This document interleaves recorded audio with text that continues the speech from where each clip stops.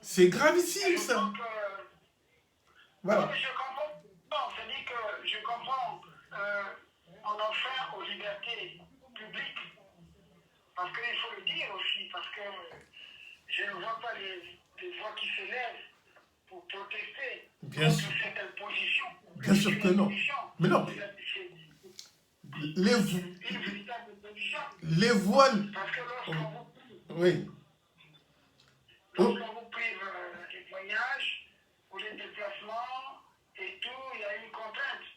Donc tu ne peux pas te mouvoir si tu n'as pas, par exemple, un pass sanitaire, mais tu bien n'as sûr. pas fait... Mais le pass sanitaire, c'est une mesure politique. C'est pour imposer, c'est pour contourner la vaccination obligatoire pour la rendre obligatoire. C'est un moyen détourné. C'est-à-dire que si tu ne peux plus te mouvoir librement parce que dans le lieu où tu veux te rendre, il te faut le pass qui est exigé, tu es donc contraint d'aller te faire vacciner. À contre-cœur. Parce que tu es privé. Tu es privé d'une action, mais personnelle. Donc, le pass sanitaire, c'est une mesure purement politique. C'est pas scientifique, c'est pas médical, ça n'a rien de sanitaire. Le pass sanitaire, mais ne guérit pas, ne soigne pas. C'est purement politique. C'est pour imposer à ceux qui résistent de ne pas se faire vacciner de le faire. Et ça, cette ruse, elle est scandaleuse, il faut le dire. Et pour nos pays, Sassou, il a copié totalement ce qui se fait ici. Et comme les gens au Congo, les scientifiques au Congo ont peur de Sassou, donc ils ne peuvent rien dire. Donc, ils subissent. Alors qu'on devrait faire de sorte qu'il y ait un débat. Mais comme le Parlement, c'est un Parlement de députés acquis à la cause de Sassou, donc ils ne peuvent rien dire. Les sénateurs non plus. Autrement dit, Sassou, il fait ce qu'il veut. Sassou, il fait ce qu'il veut. Donc il a imposé le pass sanitaire pour tout citoyen qui veut se rendre dans une administration quelconque. C'est scandaleux.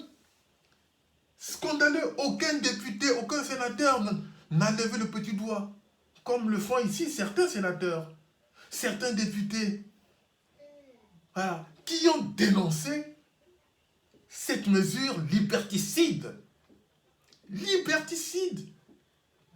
Donc pour les Congolais, moi je dis, les Congolais sont naturellement protégés du fait du paludisme, donc de la malaria qui sévit au Congo. Ils prennent de l'hydroxychloroquine pour se soigner de ça.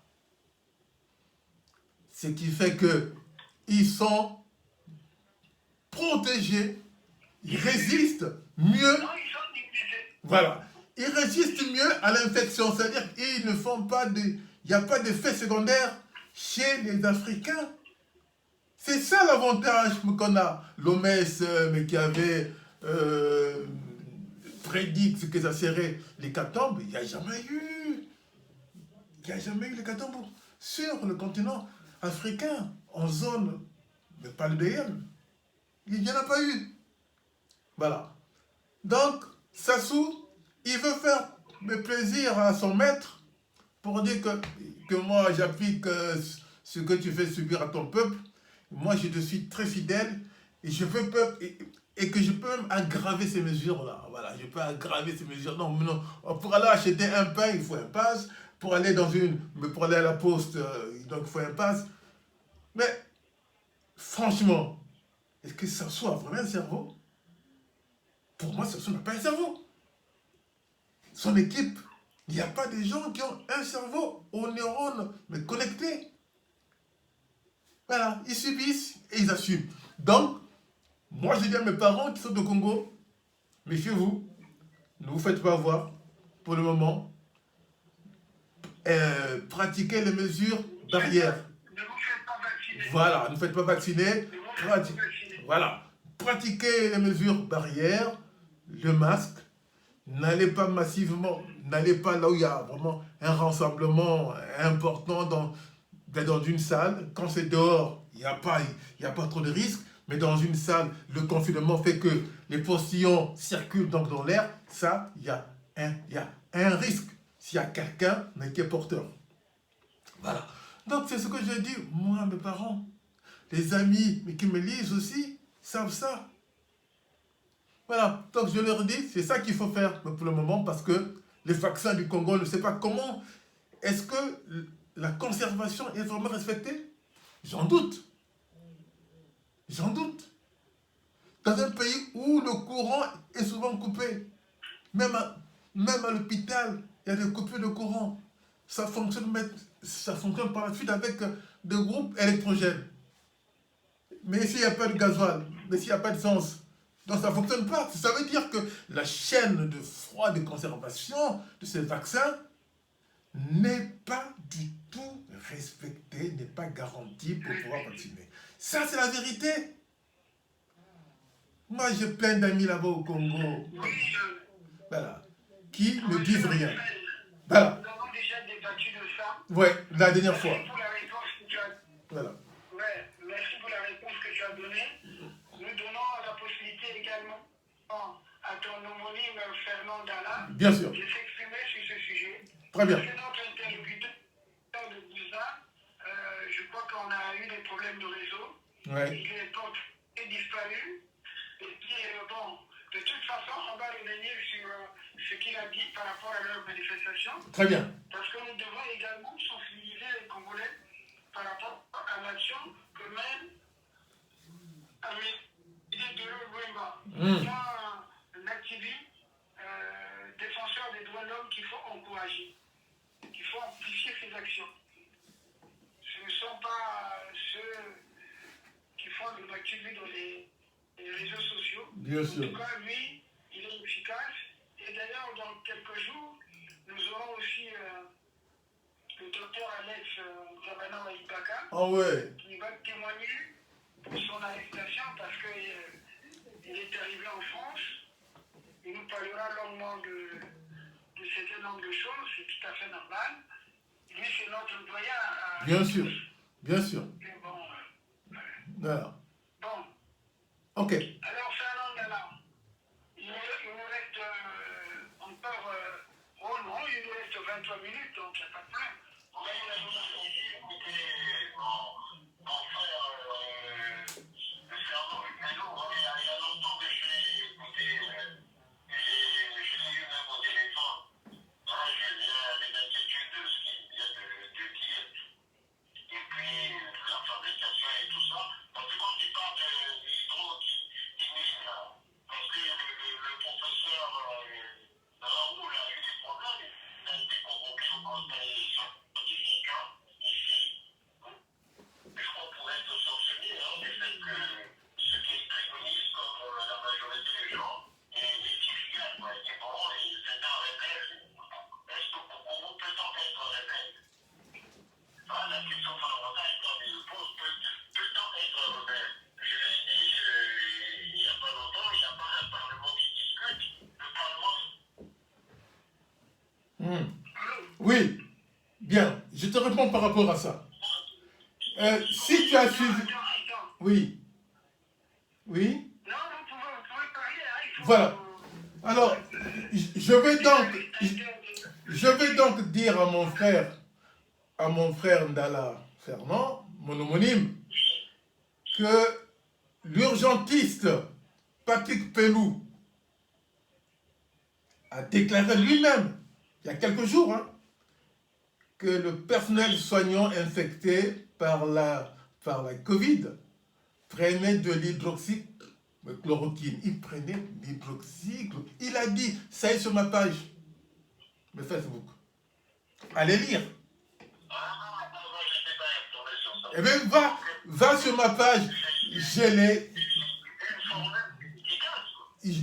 l'ai publié il y a 2 jours. Va sur ma page, tu verras ce qu'il a déclaré lui-même. Voilà. Mais c'est ça la vérité. Et je rappelle qu'il y a eu un bâtiment de marins, voilà, en début de l'année 2021, qui avait fait escale, je ne sais pas où, un bâtiment de marins français. Hein. Il y avait plusieurs marins infectés. C'est un grand bâtiment d'ailleurs. Ils avaient fait venir, ils avaient donc fait venir, ils avaient fait venir de l'hydroxychloroquine de la Chine. Je crois que Charles de Gaulle. Voilà, ils se sont soignés avec. Charles de Gaulle. Attention, autrement dit, le professeur Didier Raoult, lui, il a dit que la vérité. Mais comme il y a plein de jaloux, plein de méchants, ceux qui passent dans les médias, ils viennent faire que du cinéma. Mais la réalité est tout autre. Moi, j'ai eu la Covid. Moi, je l'ai eu. Lors d'une réunion publique, j'ai pris un micro, ils avaient enlevé le masque, j'ai chopé ça. Mais je me suis soigné. Guéri. J'ai fait un contrôle, j'ai dit, je dois faire un contrôle. J'ai fait un contrôle qui a montré que j'étais infecté et j'ai développé des anticorps. Voilà. Donc, on en guérit. Mais, je rappelle ceci. Attends, pardon. Je rappelle ceci. N'oubliez pas que le traitement en question a été interdit à la prescription. Le traitement.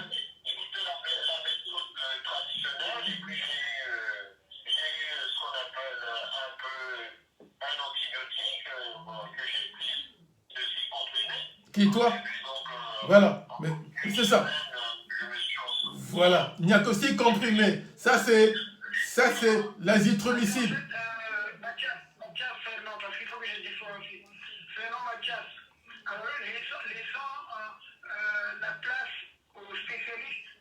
Voilà. FL, Donc, le corps. Toi, c'est Mathias Fernand.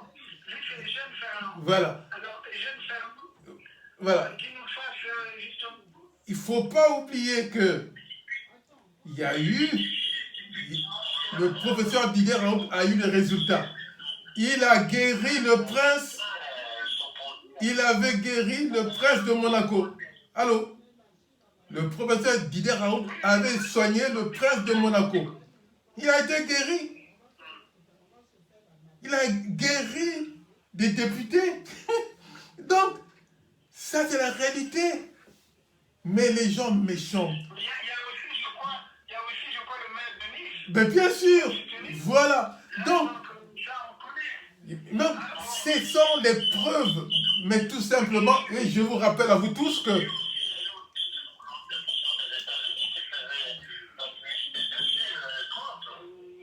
donc, je vous rappelle ceci, qu'il y a eu un arrêté ministériel pour interdire la prescription médicale de ces médicaments-là, de ces antibiotiques-là. Interdiction à la prescription médicale de ces médicaments-là, jusqu'à ce jour. Et qu'est-ce qu'il disait? Le gouvernement, je crois, nous on a lu, nous on a entendu. Prenez du Doliprane et restez à la maison et vous vous isolez. Doliprane, c'est du paracétamol. Ça ne tue pas le virus. Hein. Ça ne tue pas le virus du tout, ça ne fait rien du tout. C'est pas un antibiotique. Ça ne fait rien du tout. Ça peut baisser la fièvre, mais ça ne tue pas le germe infectieux, qui est SARS-CoV-2, qui va se multiplier dans ton corps. Il se multiplie à une vitesse incroyable pour libérer des virions, c'est-à-dire des petits virus, et qui vont envahir tout ton corps. Et ils vont faire quoi? Ils vont détruire les alvéoles pulmonaires. C'est ce qui fait que vous avez des difficultés. Celui qui est atteint, qui n'a pas été traité dans un délai très court, dans les 72 heures, il a des difficultés respiratoires parce que les alvéoles pulmonaires sont en train d'être détruites par SARS-CoV-2, ce virus-là. À cela, ça s'ajoute quoi? Les thromboses, c'est-à-dire que les bouchons sanguins dans les vaisseaux sanguins. Et voilà, c'est ce qui conduit inévitablement à la mort. Et là, on a beau entuber, c'est trop tard, il n'y a plus assez d'alvéoles. Et quand on fait l'IRM des poumons de ces gens-là, on voit très bien qu'il y a des plages d'alvéoles vraiment détruites. C'est ça la vérité, mon frère. Mais ça, c'est qu'on n'en parle pas. Donc au Congo, on devrait permettre la prescription médicale de ces produits-là, de ces antibiotiques-là qui ont fait leur preuve de guérison. Moi, j'ai été guéri. Plusieurs personnes ont été guéries, qui ont été soignées à temps. Pas quand il y a des complications, là c'est trop tard déjà. Là. Les alvéoles me détruites, ça ne peut pas se refabriquer. Hein. Et oui, c'est que détruit, c'est détruit. C'est irréversible. Donc attention. Voilà ce que je voulais un peu dire. Ce sont des précisions que nous, scientifiques, nous devons apporter pour que les Congolais sachent qu'on doit les soigner. Celui qui est infecté doit être soigné avec les produits qui ont fait leur preuve. Voilà. La vaccination, il faut attendre le vaccin. Et là, il y a un vaccin français-autrichien, Valneva, qui est conçu selon la méthode classique. On a tous été vaccinés contre la tuberculose, contre le tétanos, voilà, plein. Il n'y a jamais eu d'effets secondaires. Moi, j'ai fait le contrôle. Il n'y a jamais d'effets secondaires. Quand c'est bien conçu, il n'y a pas d'effets secondaires. Mais dès lors qu'il y a des effets secondaires, c'est suspect. Voilà, c'est dans la conception, c'est dans la composition. Voilà, donc c'est tout ça qui fait qu'il y a des effets secondaires qui peuvent être dangereux sur la vie de l'individu, sur la santé et la vie. Voilà ce que je voulais un peu vous dire sur ce plan-là. Donc les Congolais s'assouent, il faut le dégager. Il faut le dégager. Il ne sait rien. Il est au service d'un réseau. Il faut le dégager. Non, ça sous rigolo. Voilà. Ça sous rigolo. Donc le problème, c'est quoi? Il n'interroge personne. Voilà. Il faut juste dire, bon, voilà ce qui se passe ailleurs. Vous les scientifiques, le comité scientifique, bon, qu'est-ce que vous pensez de ça? Et puis, vous réunissez les gens et puis vous soumettez, ne fût-ce que ça, vous soumettez la question au Parlement. Parce que les parlementaires qui sont là, ils sont aussi des Congolais. Ils sont des chefs de famille, des mères de famille et tout. Donc ils doivent les interroger, mais ils n'interrogent pas. Il interroge personne. Malheureusement, on a fait en ligne, c'est ce que je voulais démontrer au Voilà. comité de l'OMA, en disant que c'est une dictature. De dialoguer avec tout le monde. C'est un gouvernement fermé, c'est un homme fermé. Mais justement, c'est-à-dire que je voulais réagir par rapport à ce que Amédée de l'OMA disait. Parce que lui, il est dans les nuages. Il croit que, bon, les textes sont comme ça, mais il faut prendre des précautions.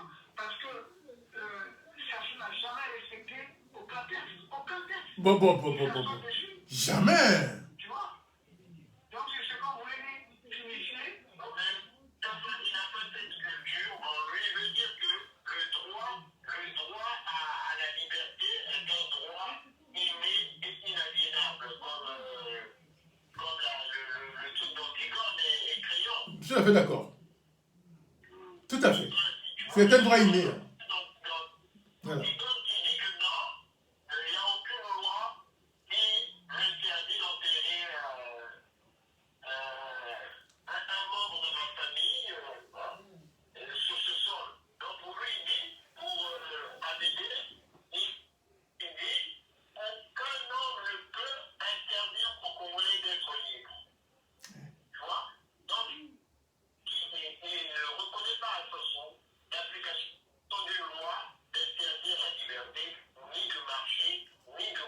Pour lui, il considère la légalité de façon des hommes comme illégale et arbitraire. Tout à fait.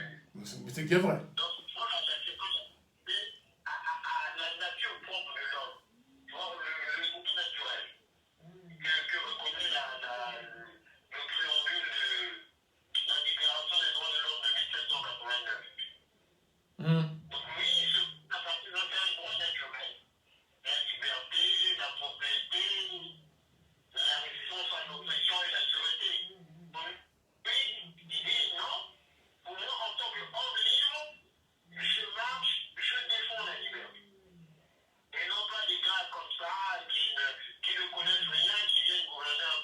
Bien sûr. Oui. C'est scandaleux. Passons à l'actualité, puisque Amédée Deleuze-Wimba n'est plus En ligne. accessible. Bon, oui, mais plus en ligne. Donc, est-ce que, bon, il y a l'actualité. Moi, j'ai reçu des images où Sassou se moque de la famille de Lekunzu. Et je suis allé rendre visite à Lekunzu. Il a fait de telle sorte qu'on le filme, qu'on le photographie et tout. Quelqu'un qui est gravataire comme ça, bon, c'est sûr. De sa part, en tant que président de la République. Voilà. Et puis, en fait, de dire, oh, voilà, je t'ai eu, je suis là. Non. Là, tu as capturé, voilà, maintenant je vais te montrer que c'est moi. Moi, c'est moi, quand je fais quelque chose, sans entraîne la mort. C'est pas une bonne image pour lui, hein.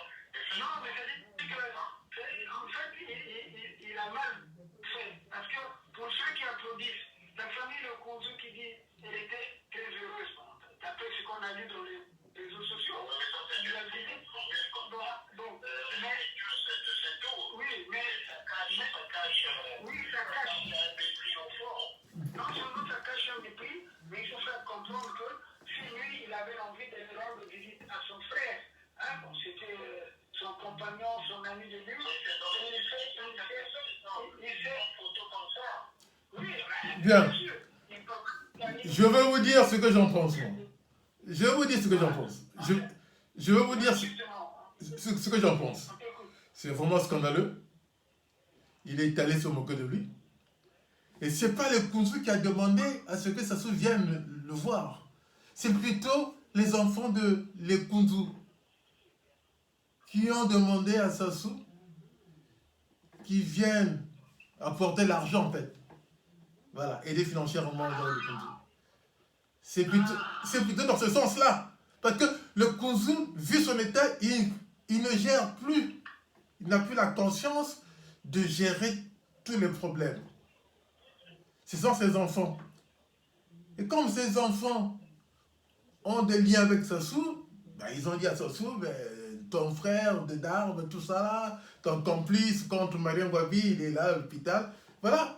Donc on lui a donné les coordonnées. Et il est venu laisser une enveloppe.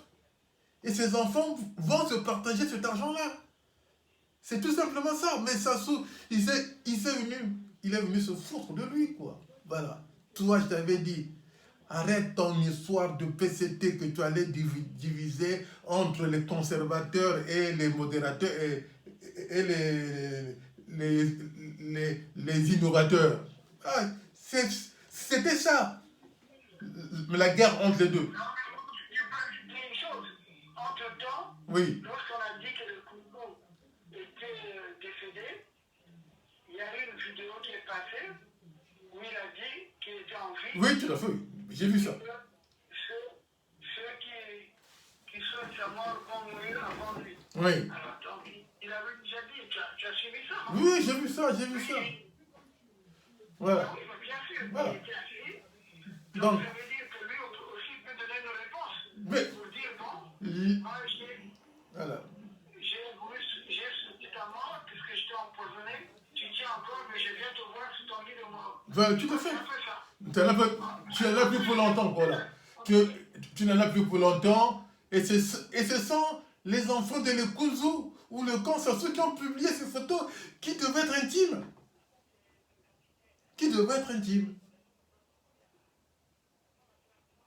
Ah. Ça a coupé.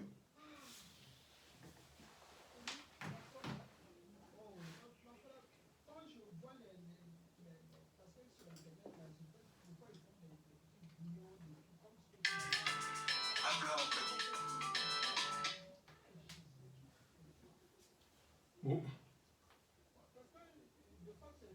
Ouais. Oui. Ah ben attends, je mets le haut-parleur. Ouais.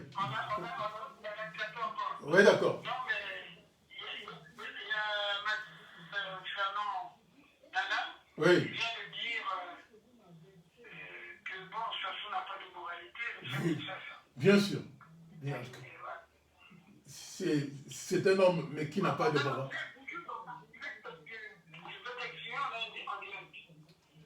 Voilà. Mais Sassou, il n'a pas de morale du tout. Donc, il se croit tout puissant, il se moque du mort mais dans son lit. Voilà, non, c'est incroyable, quoi. C'est incroyable, mais... C'est des choses qu'il ne faut pas faire. Mais non.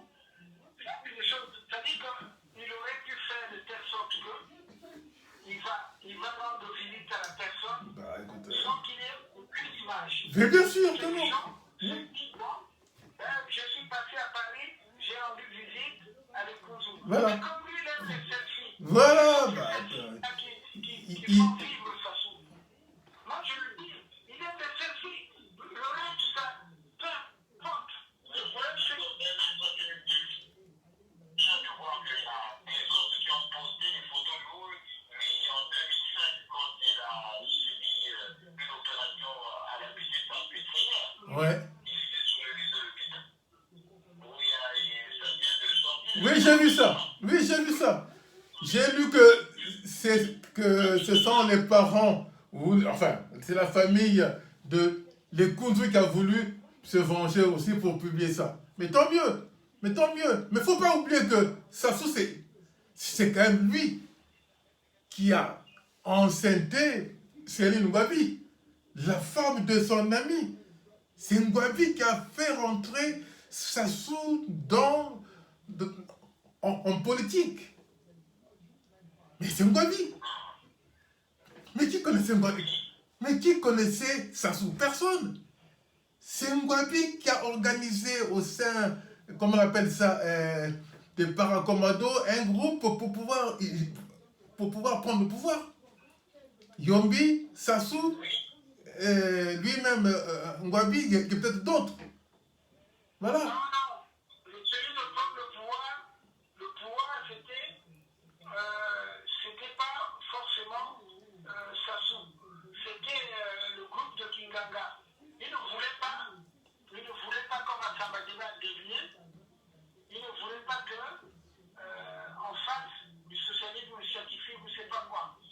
Donc les Kinganga, c'est pour ça que quand ils ont opéré, Non mais, on se sent plus. là, toi, attends, pardon. Là, toi, tu parles... non, écoute-moi. Là, tu parles de la période de Kiganga. Moi, je parle de la période après l'assassinat de Marien Ngouabi. Sassou prend le pouvoir là. Ah oui, c'est pas autre chose, tu as raison. Attention. Ah oui. C'est là. Non, ça va, ça. Voilà. Pour ça, on est d'accord. Voilà. Donc, tout est parti de là. Le chaos que nous vivons est parti de là. Les Koundou étaient complices. Hein? Voilà. Nous parlons de la période du 18 mars 1977. J'ai rappelé ça la dernière fois. Comment est-ce que Sassou il gérait tout, il contrôlait tout, donc il savait ce qui se passait. Il était le maître absolu. Donc, c'est lui qui a fait le coup. Et comme d'habitude, il va se cacher, mais pour dire que c'est pas lui. Mais non, tout le monde le sait que c'est lui. Il avait tout le pouvoir, il avait toutes les clés. Et alors?